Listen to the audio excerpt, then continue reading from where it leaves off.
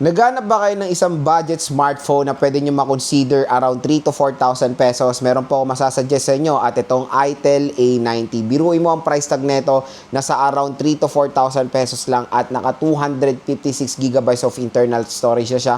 So 4 gig 256 po itong itel A90 na isang huge advantage niyan sa kanyang price segment. Usually sa ganitong presyo na offer lang is 128. Pero dito, 256 gigabytes of internal storage na. Yung display niya is 6.6 inches IPS LCD display with the resolution na HD Plus 720p at naka 90Hz screen refresh rate siya. Naka Android 14 siya at sa chipset, naka Unisoc T7100 po ito with octa-core CPU na merong clock speed na up to 1.8 GHz.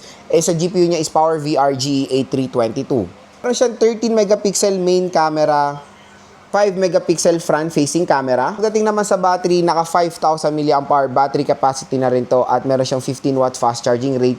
At meron din siyang water protection na IP54 water and dust resistant. At tingnan nyo naman yung design, napaka-gorgeous dahil mukhang siyang iPhone. Para siyang iPhone 15 Pro Max sa malayuan. Kaya kung naghanap kayo ng isang iPhone lookalike na smartphone sa murang halaga, i-check nyo na tong itel A90 dito sa ating video dahil mura nyo lang po makukuha itong smartphone na to.